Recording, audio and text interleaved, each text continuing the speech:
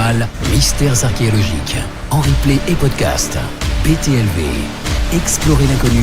Découvrez l'inattendu. Ravi de vous retrouver pour un nouveau numéro de Face au mystère durant lequel nous allons scruter les photos de fantômes prises par des gens aux quatre coins du monde. Des images mystérieuses et souvent effrayantes qui continuent de fasciner et d'intriguer des millions de personnes. Depuis l'invention de la photographie, des milliers de clichés prétendent capturer l'invisible, des silhouettes éthérées, des visages spectraux et des apparitions inexplicables.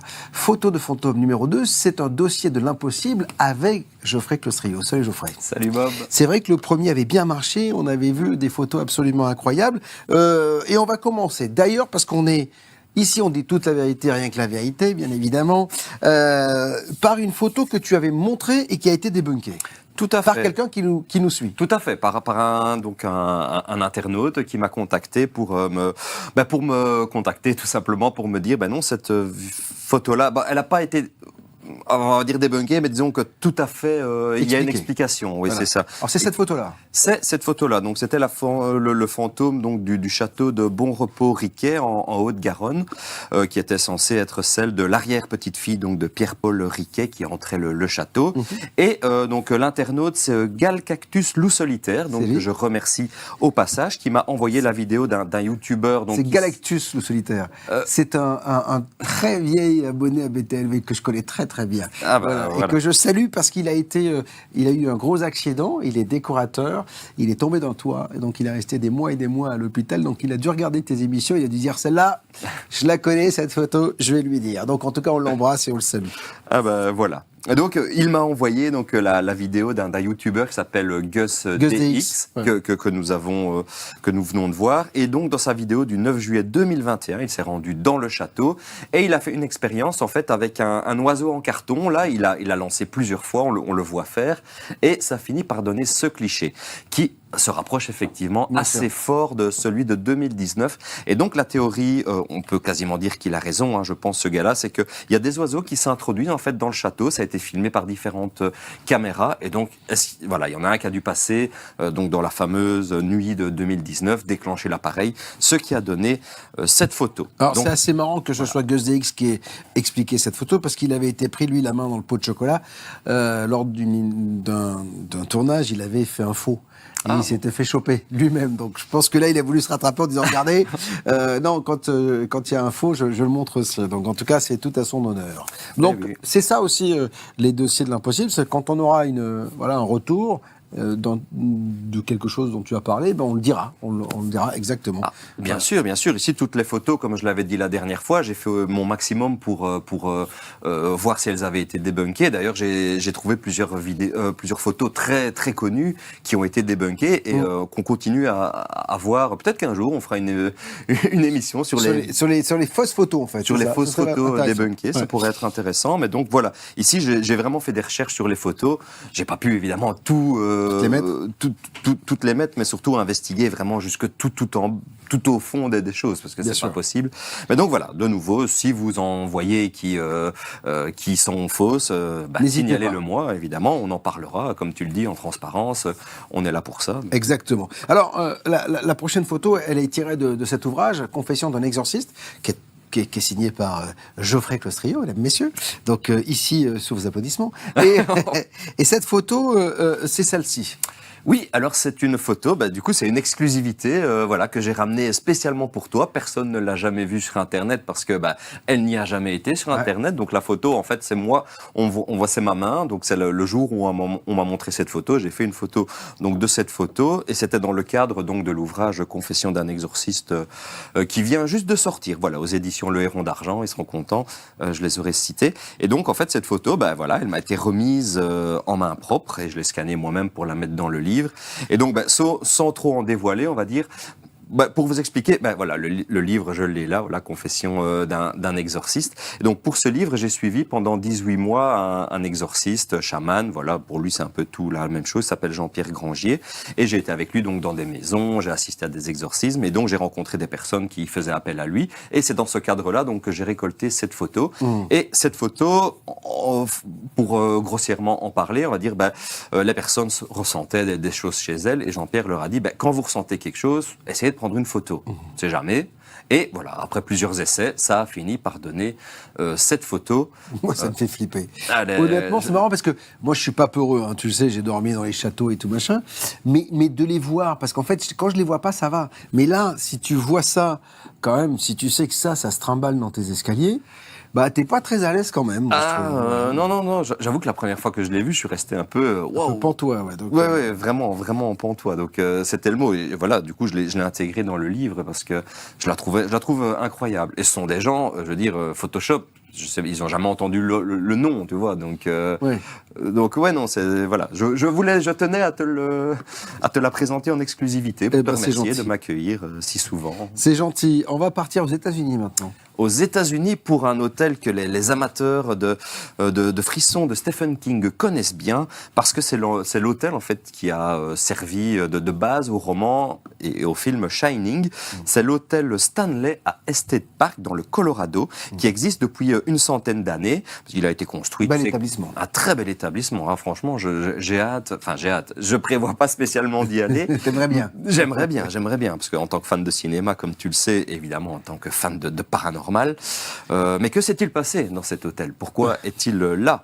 Eh bien, il se trouve déjà que, pour la petite anecdote, Stephen King, il y a séjourné en fait dans les années 70, et c'est en séjournant dans la chambre 217 qu'il a eu l'idée justement de Shining. Oui.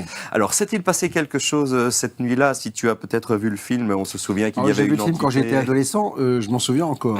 Voilà, il y avait cette vieille dame. En tout cas, il n'a jamais parlé de son expérience dans la chambre. S'est-il passé quelque chose? Je ne sais pas. Et alors, tu sais que j'ai dîné un soir avec Jack Nicholson dans ma vie d'avant, et j'avais l'impression, si tu veux, d'avoir le héros de Shining, si tu veux. Je n'arrivais pas à m'enlever l'image de ses sourcils levés avec la hache, tu sais. Alors, tout à fait charmant, un monsieur adorable. Et en fait, je pensais qu'à ça, quoi. Je ne voyais que ça, quoi. Tu vois, c'était fou.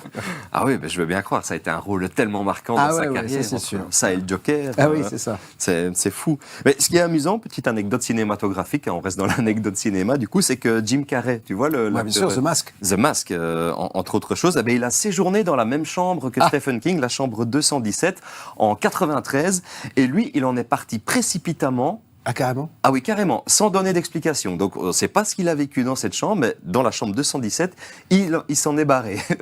En tout cas, il se passe des choses. Il se passe des choses dans cet hôtel. Et voilà, au-delà du fait qu'il est connu pour Shining, ce qui lui a donné une seconde jeunesse, quand même, parce qu'il était en train un peu de décliner, et voilà, le roman lui a redonné une seconde jeunesse. Mais il faut savoir qu'au-delà de ça, il est quand même connu pour être, semblerait-il, un haut lieu de l'activité paranormale, avec moult apparitions. Et donc, c'est aussi un endroit que les gens aiment visiter pour ça.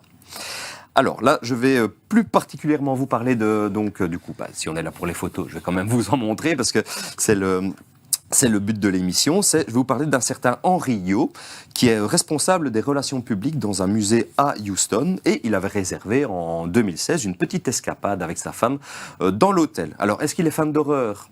Peut-être. Est-ce qu'il est chasseur de fantômes? Je ne crois pas, parce qu'il n'avait pas l'air d'être du tout là pour ça. Peut-être qu'il voulait juste aller en vacances. Ouais.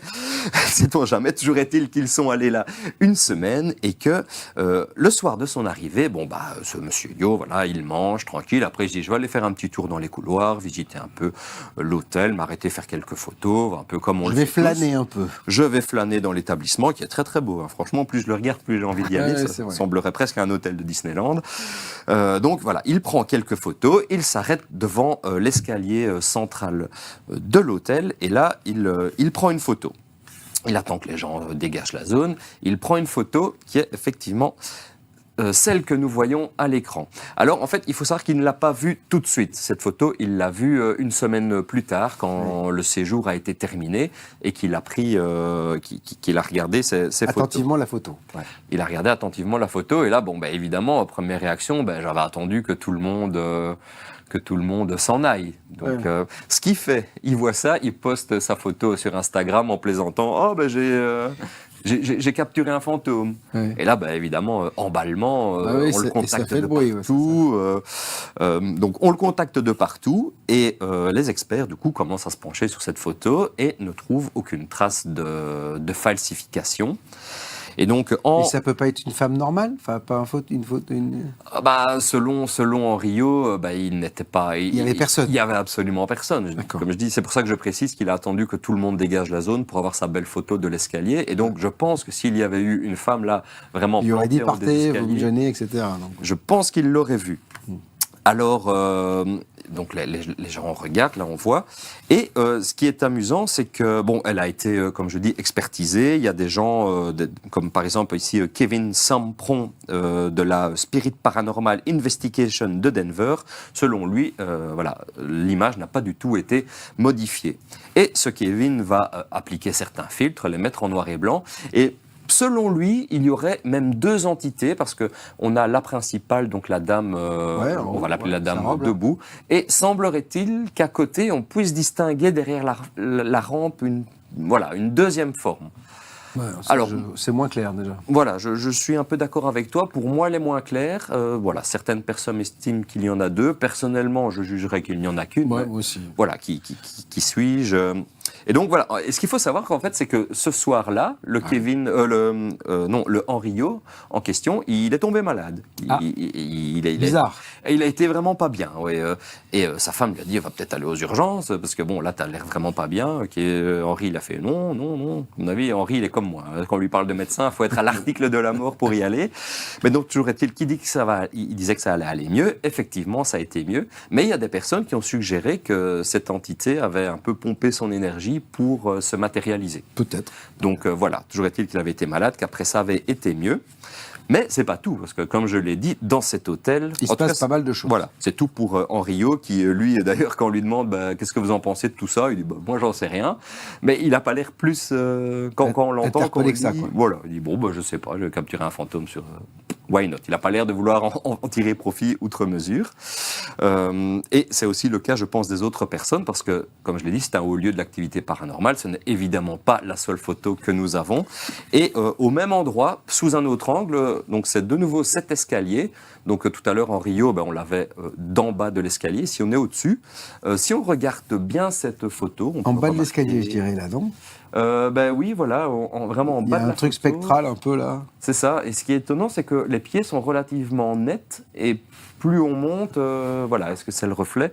Il a l'air d'être plus en plus flou. On voit bien une silhouette féminine, parce qu'on distingue la forme des seins, les fesses, etc., et le bras. C'est comme si elle descendait l'escalier, là, tu vois. Oui, c'est...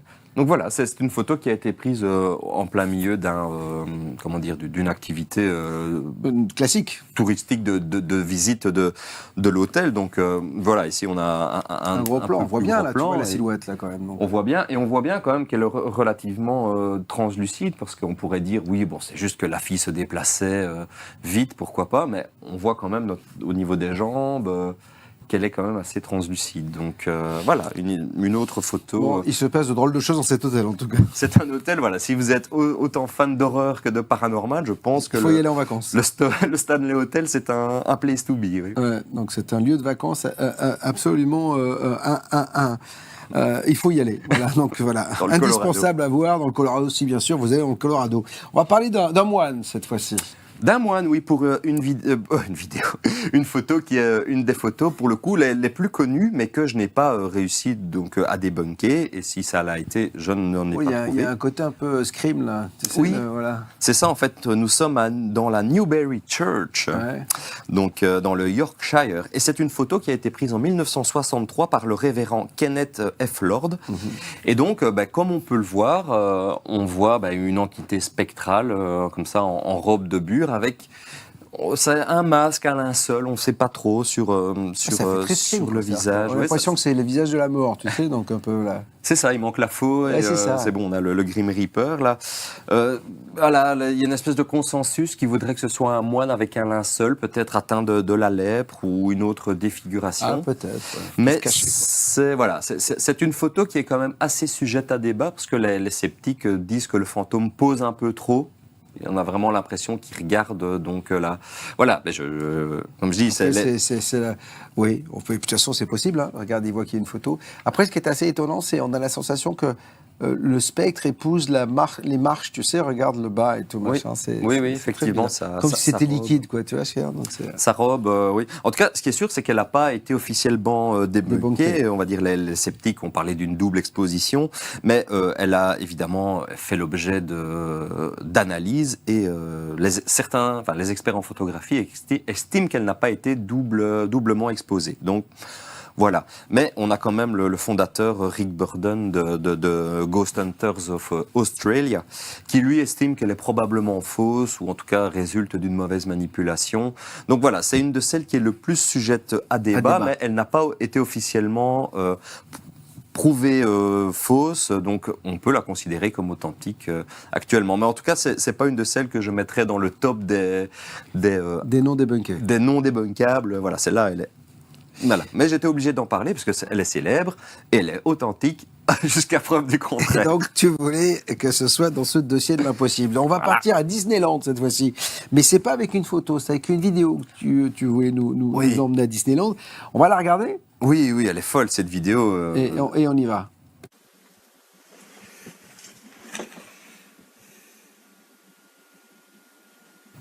Alors, c'est quoi? Alors, on va voir. Bon, ça va se calmer un petit peu et on va voir on va commencer à voir une entité. Attends.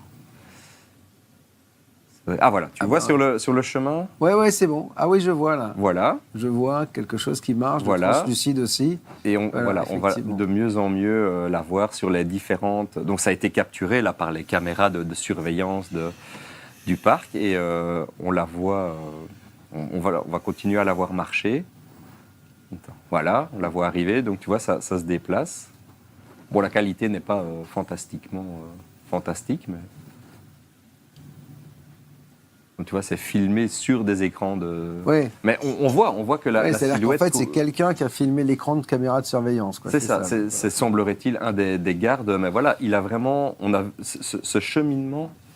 Là, c'est vrai que c'est assez troublant, c'est aussi spectral. Alors, encore une fois, les images peuvent tromper, hein, donc voilà. Mais ça n'a pas été débunké, ça a été analysé ou pas? Oui, ça a été analysé. Alors, j'ai pas réussi à retracer l'origine absolument exacte de qui l'a mise en ligne, Ouais.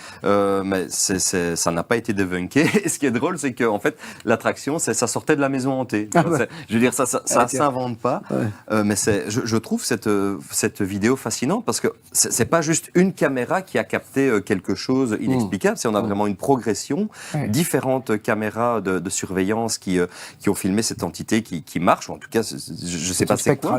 Spectral. Et ce qui est très drôle, c'est qu'en faisant des recherches là-dessus, en fait, je suis tombé sur plein de vidéos, de photos, de choses qui se passent à Disneyland. Ça a l'air d'être une espèce de haut lieu de l'activité paranormale. Et là, je parle de Disneyland, aussi bien Disneyland Paris que Orlando, que partout où tu veux. Mais en tout cas, ça n'a pas été débunké. Et comme on l'a vu sur la vidéo, c'est même noté Ghost Disneyland. Il y a plein de vidéos comme ça. Et je trouve ça fou. Ça fou.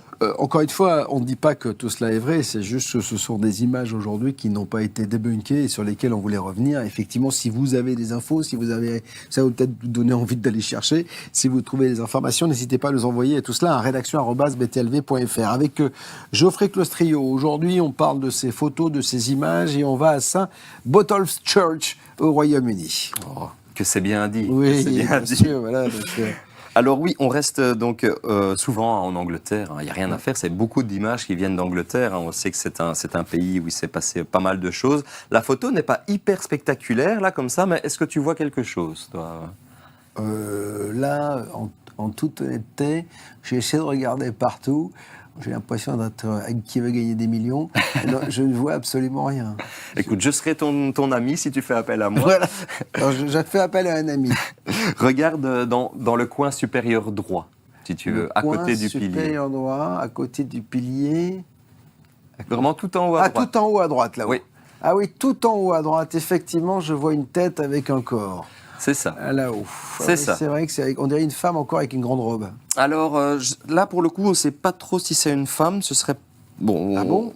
Moi, j'ai l'impression d'être un visage féminin, mais Oui, bon, je me trompe peut-être. en tout cas, c'est Il y a une robe. C'est un habit ancien. Ouais, voilà. c'est ça. Bon, voilà, désolé pour la qualité, elle date de Bon, 1982. attends, c'est déjà bien démontré. Hein. C'est une photo qui a plus de 40 ans et bon, je sais pas comment elle s'est retrouvée sur Internet, mais comme on le voit ici. Ah, moi, j'ai oublié une femme, là. J'ai l'impression d'avoir un peu les cheveux longs, avoir une robe. Voilà. c'est Bon, bon. après, peut-être que je me trompe. Hein. Donc, voilà. C'est une entité. Mais donc Il est l'histoire. arrivé dans certains bars de me tromper. Hein. Oui, c'est ça, c'est bonjour madame. Oui, Voilà, c'est ça. je vois. Donc, Alors, le négatif a été travaillé. Enfin, en tout cas, on a essayé de comprendre ce qu'était cette photo. bien sûr. Bah, déjà, l'histoire, c'est qu'en 1982, donc c'est un photographe qui allait dans cette église donc de Sint-Botolph pour prendre des photos. Il était avec sa femme, évidemment, l'église entièrement vide. Il prend cette photo et quand il la développe plus tard, il découvre ce qu'on vient de voir et effectivement, elle va être une fois qu'il voit ça, il dit bon, il va l'analyser, il va la soumettre à des experts qui n'ont de nouveau révélé aucune double exposition. Super chérie, ouais. Et ils ont aussi été jusqu'à analyser son appareil qui, pour le coup, n'était pas défectueux. Défectueux, c'est ça. Ouais. Mais l'histoire ne s'arrête pas là. Pour le coup, voilà, on ne s'arrête pas là. Ce qui est amusant, c'est que cette histoire va sortir un petit peu, on va en parler, et quelques années après, il va recevoir un coup de fil, donc Chris Brackley, le nom du photographe, et là, au bout du fil, c'est un gars qui lui dit écoute, je suis entrepreneur, j'ai fait des travaux il y a quelques années dans cette église de Sint-Botolph, et en abattant un mur, il se trouve que j'ai malencontreusement renversé un cercueil qui s'est ouvert. Et la personne à l'intérieur était relativement bien conservée et j'ai l'impression, en voyant la photo, que les traits que j'ai vus me rappellent assez les traits qui sont sur la photo. Ah. Donc voilà. Et comment ça se fait qu'il y a un cercueil dans l'église? Ah bon, là, dans la crypte, c'était dans la crypte. Oui. Bon, dans la crypte, je suppose que dans le mur, il y avait, tu sais, dans certaines cryptes, il y a des... Ouais, il y a encore des corps, tu vois, conservés comme ça aujourd'hui. Dans les cryptes... oui, des corps, mais conservés, parce que là, ce qui est étonnant, c'est que c'est conservé. Relativement bien conservé, voilà, c'est l'histoire, et il dit que Est-ce que tu imagines l'entrepreneur qui fait des travaux, qui fait tomber quand même un truc? Oups, la boulette. Et le corps, tu vois, le truc qui sort et tout. Oh, mais Dieu, c'est hallucinant. C'est ça, quoi. Mais donc, voilà, c'est... Apparemment, cet entrepreneur aurait troublé le repos donc d'une personne et il a dit avoir reconnu dans la photo, en tout cas, des traits communs par rapport à... Ce qui est bien, c'est qu'on a un début d'explication. On aurait là, pour le coup, un début d'explication. Un début d'explication paranormal. C'est ça. Voilà. C'est ça. Mais j'aime bien cette histoire parce que voilà, c'est pas juste, on a une photo sans contexte. Là, on a une proposition d'explication paranormale, mais je l'aime bien quand même. Et c'est pour ça que je voulais en parler. Et de nouveau, elle n'a pas été débunkée. Donc, si encore une fois vous avez des infos, on part en Autriche, ou alors certaines personnes partent en vacances et sont surprises. C'est ça. OVNI, paranormal, mystères archéologiques. En replay et podcast. PTLV. Explorez l'inconnu. Découvrez l'inattendu. En 1988, à l'hôtel, alors je vais le tenter, Viriar, non, je vais pas le tenter. T'as bien fait d'y aller, mais bon, t'es planté quand même. Hein, donc dans un hôtel à Morac, en Autriche. Donc un groupe de vacances, ils se sont rencontrés lors de leurs vacances et lors de la soirée d'adieu, ils se disent tiens, on va faire une petite photo pour immortaliser notre groupe. On a passé un bon moment. Et l'un d'eux, donc Monsieur Todd, installe son appareil photo. On est de nouveau en 1988. Hein, donc les appareils photo, ils ont des. C'est de l'argentique en plus. C'est de l'argentique, évidemment. À l'époque, le numérique. C'est pas numérique en plus. Moi, j'avais 3 ans en 88. C'était pas, il y avait pas de numérique. Ça, c'est bien de me rappeler que je suis plus vieux que toi. Tu avais subtilement comme ça. C'est passé comme ça. Ouais. Et donc, ce Monsieur Todd, il met l'appareil photo sur une autre table. Il fait une première photo et il dit oh merde, le flash, il a pas marché. Je vais en faire une deuxième avec un flash. Ok, la photo se passe bien ce coup-ci. Et quand il le fait développer, quelques semaines plus tard, quelle n'est pas sa surprise de se rendre compte que sur la première photo apparaît une personne supplémentaire. Et donc, cette personne supplémentaire est assez... Alors, essayez de la retrouver, vous qui nous regardez, parce que moi, j'ai mis un certain temps quand même à la trouver. Et alors, scrutez bien, je sais que vous écoutez ma voix et que vous allez pouvoir suivre ce que je vous... demande de faire. Regardez en partant de la gauche. Il y a un monsieur, il y a une dame, il y a une autre dame, il y a une autre dame au fond qui est la plus loin, il y a une autre dame blonde, et puis là, tout droit sortie de la table. Hein. On dirait qu'elle sort du bois de la table. Il y a une silhouette qui, en plus, est un peu plus forte que les autres dames. Tu as vu, un peu plus costaud, un peu plus présente que les autres dames. C'est celle qui est en plein milieu, finalement. C'est ça. Et donc, on voit très bien, si tu montres la photo suivante... pour le coup, la dame au milieu a complètement disparu. Et donc oui, ça, c'est la photo. Et ils ont fait une photo juste après où il n'y a plus la dame. C'est ça. C'est vraiment... je ne sais pas lequel est Monsieur Todd, si c'est celui à gauche ou celui à droite. Mais en tout cas... regardez. Les deux photos, et honnêtement, la première fois que j'ai regardé la photo, je me suis dit, tiens, elle est où cette elle est là. Cette entité. Ouais. Mais on sent quand même, comme tu dis, au niveau de la perspective et même de la position, on dirait la dame, elle est au milieu des verres. C'est assez On dirait particulier. qu'elle sort de la table, quoi. On dirait qu'elle sort de la table et du coup, le monsieur Todd, il a recontacté, il a dit c'est qui, et personne n'a pu identifier cette dame. Et donc, évidemment, elle a été analysée quand même par des organismes sérieux. Donc, la photo a été examinée par la Royal Photographic Society, qui est le département de l'université de Leicester, ainsi que par la bien célèbre Society for Psychical. Nom de Dieu. Pourquoi tu t'imposes ça? Je veux bien. T'as juste à dire par une société savante, voilà. Oui, mais les gens concernant la psychologie. Psychical Research. Voilà. Et donc toutes les deux ont écarté l'hypothèse d'une double exposition. Et donc voilà, de nouveau, on ne sait pas pourquoi elle est là. Est-ce qu'il y a eu un meurtre dans cet hôtel? Honnêtement, je n'ai rien trouvé. Mais toujours est-il que cette photo a été analysée. Et on ne sait pas d'où vient cette dame qui sort des bouteilles de bière. Alors, pour tout vous dire, c'est la deuxième émission qu'on enregistre avec Geoffrey. Je crois qu'il est au bout. Ouais, tu peux parler. Hein. Bon, alors, on va, cette fois-ci, repartir, mais vers Londres, cette fois-ci, en 1966, au Tulip Staircase Ghost. Alors, c'est quoi ça? Alors, déjà, pour savoir qu'est-ce que c'est le fantôme du Tulip Staircase. C'est ça, l'escalier. C'est ça, l'escalier Tulip. En fait, c'est un escalier suspendu qui se trouve dans la maison de la reine. Donc, c'est beau. C'est très joli. Ça a l'air très joli. J'ai mis cette photo-là, mais j'en ai vu plein d'autres. Ça a l'air d'être un endroit vraiment à voir. Donc, dans la Queen's House à Londres. Et donc, forcément, c'est un lieu touristique. Et en 1966, c'est encore un révérend, un certain donc Ralph Hardy. Visite ça avec son épouse, et il prend une photo. De nouveau, quand il arrive chez lui, il développe les négatifs, et sur ces négatifs apparaissent, enfin en tout cas sur la photo développée, apparaît une entité tout à fait qui n'était pas là, évidemment. Là, on la voit quand même pas mal, je trouve. En bas à droite, là, c'est ça? En bas à droite, oui. Voilà, le côté un peu vaporeux, c'est comme si quelqu'un allait s'apprêter à monter les escaliers, c'est ça? C'est ça. Donc on dirait vraiment qu'elle est un peu allongée sur la rampe. Allongée sur la rampe, là. Comme ça. Voilà, donc ça, c'est la photo originale en couleur. Celle qu'on trouve le plus souvent sur Internet, c'est sa version en noir et blanc. Là, on la voit mieux. Hein. Voilà, où les détails ressortent beaucoup plus. Alors là, tu sais que ça me fait penser un peu à ce qu'on a vu dans l'église tout à l'heure, c'est-à-dire qu'il y a un côté robe avec une capuche et tout machin. Il y a un côté un peu... Oui. Habit de rituel, quoi. C'est ça. Donc, évidemment, il y a des personnes qui se sont renseignées sur qui ça pourrait être cette entité.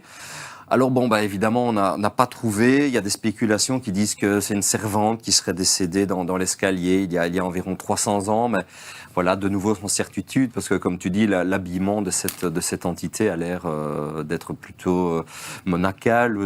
Donc, oui, voilà, de nouveau, on ne sait pas. Si on savait, voilà, on ne serait pas là à en discuter probablement. Si on savait. Et donc, comme toujours, ça a été analysé par des experts, surtout que c'est une photo qui est assez connue, et de nouveau, aucune preuve de falsification n'a pu être détectée. Donc, c'est des photos fascinantes quand même, parce qu'effectivement, on est face à quelque chose de troublant, et surtout ce qui est intéressant, c'est quand il y a des chercheurs qui ont essayé de débunker eux-mêmes la photo, de trouver une explication, de voir s'il y avait un fake ou peut-être une mauvaise manipulation de l'appareil ou un appareil défectueux. Et là, à chaque fois, les gens qui donnent les réponses à la suite de l'analyse disent non, il n'y a pas eu tout cela, on ne sait pas ce que c'est, il y a un problème. Après, si vous avez encore une fois des informations sur les photos qu'on vous montre, n'hésitez pas à nous en faire part. Autre photo qui va nous intéresser, elle va nous ramener dans une ferme. Et si la fin du monde n'était plus une hypothèse, mais un compte à rebours? Un astéroïde, YR4, une trajectoire, 11 scénarios, 11 fins du monde possibles. Dans le nouveau livre de Luc Marie, découvrez ce que les gouvernements redoutent, ce que les médias n'osent pas dire, ce que la science seule ne suffit plus à expliquer. Luc Marie explore l'impensable. Croise données scientifiques, scénarios géopolitiques et zones d'ombre que personne ne veut regarder en face. Impact direct, déviation ratée, effondrement en chaîne, chaos global. La question n'est plus si, mais comment ? Astéroïde YR4 2032 et 11 fins du monde possible. Un livre qui dérange, un livre qui prépare, un livre qu'on ne referme pas indemne. En vente partout. Frais de port offerts exclusivement sur btlv.fr. 2032 approche. Êtes-vous prêt à regarder la vérité en face ? Astéroïde Y4 2032 et 11 fins du monde possible. Un livre Max Milo dans la collection BTLV Mystère et Inexpliqué. Toujours en Angleterre, oui, mais effectivement dans une ferme, donc c'est la Tewinbury Farm. T'as vu, celui-là, je l'ai bien dit. Un endroit c'est beau, tout à fait... Oui, c'est très joli. Et donc, c'est un lieu où il se passe pas mal d'événements et un mariage, notamment, en 2008, où voilà, un couple d'amis se marie et le photographe du jour, donc un certain Neil Sandwich... Neil Sandwich, oui, c'est Neil Tartine, voilà. Prend donc... prend toute une série de photographies, dont la photographie suivante. Remarques-tu? Alors là, non, mais là, tu me demandes de plus en plus. Ah oui, je vois un truc blanc entre les deux parasols, là-bas, au fond. Voilà, exactement. Voilà. Ça, c'est le truc le plus spectral que je peux voir. Ben, c'est vraiment ça. Malheureusement, je n'ai pas trouvé la photo en couleur, donc je ne sais pas si ce Neil Sandwich a posté seulement la version Quel en noir et cornichon. blanc. On va pas y arriver comme ça. Donc voilà, il a pris toute une série de photos, il a mis pour le coup toutes ces photos dans Photoshop et en retravaillant ces photos, il a remarqué cette silhouette qu'il a agrandie pour la photo que l'on voit maintenant à l'écran et voilà, là, je n'ai pas besoin d'expliquer. C'est marrant parce qu'on a la sensation qu'elle est, la chose là est en lévitation, c'est-à-dire qu'elle touche pas le sol. Oui, alors effectivement, soit elle n'a pas de pied, elle touche pas de sol ou... Pas de pied, pas de chaussures. Pas de bras, pas de chocolat. Voilà. Ben, là, on voit pas de bras non plus sur le truc. Il va pas réussir à finir. Attends, là, si tu m'aides pas. Mais il faut savoir que dans cette ferme, c'est quand même un endroit qui est aussi un peu connu pour avoir une activité spectrale. Ah oui, voilà. d'accord. Et notamment, les employés qui y travaillent disent régulièrement être confrontés à, semblerait-il, un jeune garçon vêtu de blanc qui entrait les lieux. D'accord. Donc voilà, cette photo ne sort pas de nulle part, mais c'est en tout cas la plus parlante de l'entité qui entrait ces lieux. J'adore ces émissions, je t'assure, j'adore, parce qu'on a des éléments et on essaie de trouver l'explication, et parfois on n'en a pas, et en tout cas c'est toujours étonnant de voir toutes ces photos qui traînent d'ailleurs beaucoup sur Internet, et souvent sans qu'on ait ces explications-là, ou le détail de l'histoire, etc., et pourquoi. Là, ce qui est bien, c'est que vous avez le début, le milieu de la fin de l'histoire, et avec un point d'interrogation, parce qu'on ne sait toujours pas ce que c'est. Ça, c'est une chose. Il y a un camion qui est très célèbre aux États-Unis. Tu voulais y revenir aussi, parce que là aussi, il y a eu une photo assez bizarre. Oui, c'est ça. Et je trouve, en fait, je voulais déjà en parler. Ben, comme tu le dis très bien, j'ai déjà sélectionné des photos où on connaissait un minimum de contexte. Parce que des photos de fantômes, on peut en... Des tonnes. Il y en a des tonnes, mais voilà, juste sans contexte, comme ça m'intéressait pas d'en parler, parce que voilà, il y a d'autant plus de risques qu'elle soit fausse. Mais voilà, celle-ci, je l'aime beaucoup, parce que je trouve déjà, elle me glace le sang. Bon, déjà, je trouve que la photo est magnifique. Déjà, elle est belle. Déjà, il y a un côté sépia sur la photo, magnifique. C'est ça, c'est magnifique. Ce vieux camion américain, ce truck américain qui est superbe. Et elle a été prise par un photographe amateur qui est dans la vie policier. Il s'appelle Roy. Et donc, le long de c'est Honey Run Road, en Californie, près de Chico précisément, il a vu ce vieux camion et il s'est arrêté pour faire une photo que je trouve, une nouvelle fois, très très jolie. Ce qu'il n'avait pas vu et ce qu'il a vu plus tard en zoomant dans la photo, c'est que, voilà... évidemment... là, il y a un vrai visage. Hein. Là, on voit vraiment bien. C'est difficile quand même de parler de pareilles de lit.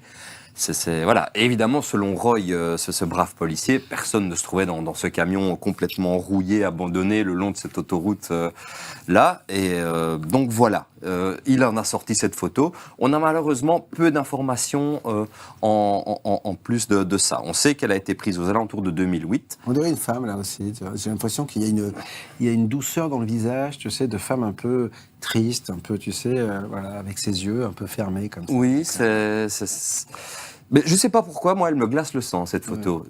Voilà. Presque nostalgique, tu sais, la dame qui a l'air de voilà. Donc en tout cas, voilà, c'est une belle photo. Alors, t'es venu aussi avec d'autres photos, et cette fois-ci, on a moins de contexte, mais on va faire le tour un petit peu de toutes ces photos étranges, à commencer par celle-ci. Voilà. C'est ça. Voilà. Là, ici, on va voir quelques photos que je trouve intéressantes, mais comme tu le dis très bien, je n'ai aucun contexte. Donc, voilà, je voulais les présenter parce que je les trouvais intéressantes. Mais voilà, celle-ci, on semblerait qu'elle soit originaire de Singapour, mais je n'ai pas plus d'informations. On voit que ça a l'air d'être sur un bord d'autoroute parce qu'on a l'impression que il y a une barrière de sécurité. Celle-ci est présentée comme venant d'Ukraine. On dirait qu'il y a une entité là. Mais on dirait un chien, tu vois, regarde, parce qu'il y a, on dirait la queue, ou un loup-garou, parce que tu vois, il regarde les pattes derrière, là, c'est assez étrange, quoi. Tu vois ce que je veux dire? C'est comme s'il y avait des pattes. Oui, moi je verrais bien quelqu'un à quatre pattes avec une espèce peut-être de fil, tu sais, le fil qui relie à je sais pas quoi, mais. Ah, le fil d'Ariane qui pourrait. Quelque part, tu sais, comme dans le film La Malédiction, avec ce fil de vie. Bon, voilà, là j'extrapole un petit peu, mais voilà, c'est une corde d'argent, comme certains disent. C'est ça. J'ai trouvé des choses contradictoires au sujet de cette photo. Parfois, on dit qu'elle venait d'Ukraine, parfois qu'elle venait d'ailleurs, mais voilà, j'ai absolument aucune certitude. Je la trouvais quand même intéressante, oui. Voilà. Et cette photo-là a été prise apparemment dans un vieux cimetière, et là présenterait non pas une, mais deux. Alors on les voit bien là. On les voit à gauche et au fond du caveau. C'est ça. C'est ça. Et donc voilà, c'est deux entités, mais de nouveau, je n'ai ni le lieu, ni aucune provenance. D'ailleurs, si les gens ont plus d'informations peuvent nous aider à identifier ces photos, nous sommes preneurs. Et d'ailleurs, même si les gens ont des photos dont je n'ai pas parlé, qu'ils n'hésitent pas à me les envoyer, ça fera l'objet de... Voilà, et essayez de nous donner le contexte, bien sûr, de la photo, parce que ça nous permettrait d'avancer sur le sujet, et peut-être à Geoffrey d'enquêter. Tu sais, ce qui est étonnant quand même dans tout cela, c'est que ça peut donner l'idée effectivement d'une subsistance de quelque chose après notre mort, et surtout pourquoi ces entités aimeraient se faire prendre en photo. Alors soit elles n'ont pas conscience qu'elles sont mortes et elles voient une photo comme si c'était une vie ou une scène normale de leur vie et elles se mettent sur la photo, soit effectivement elles veulent montrer leur existence, ou alors comme on l'a souvent évoqué sur BTLV, c'est peut-être aussi, tu sais, cette temporalité différente avec des lignes temporelles qui se chevauchent et on voit des choses qu'on ne devrait pas voir. Peut-être que les entités qu'on voit dans des lieux comme cela, ils sont là mais sur une autre temporalité. Et tout d'un coup, l'appareil photo, on sait que la photo capte des choses, en tout cas que l'œil humain ne peut pas capter. Tout à fait, tout à fait. Et ce que tu dis, c'est marrant parce que c'était pas du tout prévu de dire ça, mais ça rejoint très très fort justement ce que dit Jean-Pierre dans mon livre Confession d'un exorciste.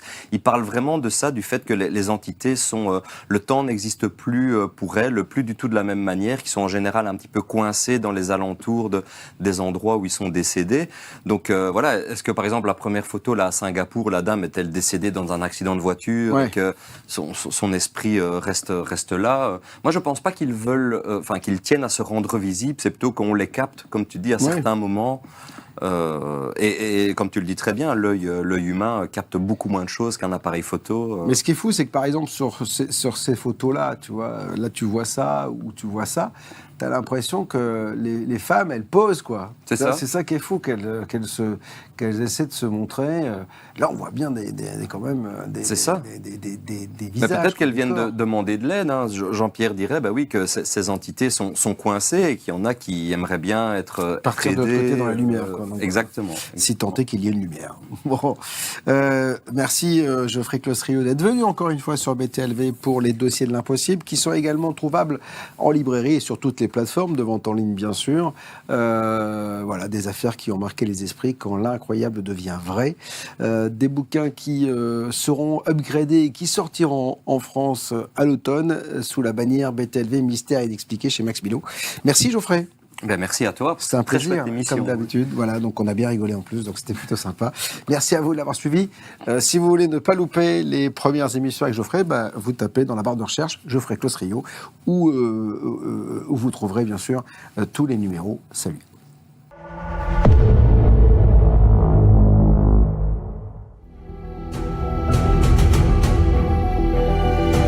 Depuis la nuit des temps, l'homme s'interroge. Qui sommes-nous vraiment? D'où venons-nous? Sommes-nous seuls dans l'univers?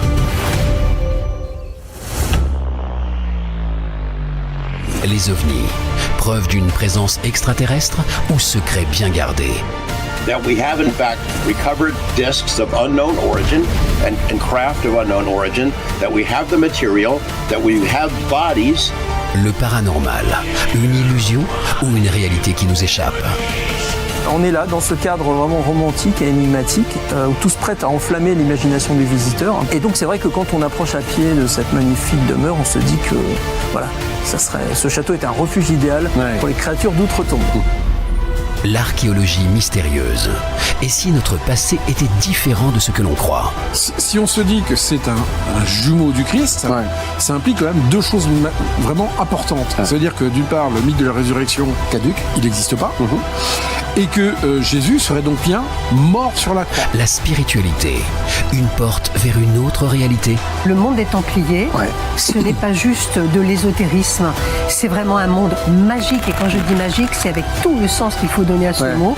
À la frontière du connu et de l'inconnu, une seule mission, découvrir la vérité. On va aller de découverte en découverte, de surprise en surprise, et même sur des faits qui dépassent l'entendement. BTLV, explorez l'inconnu, découvrez l'inattendu.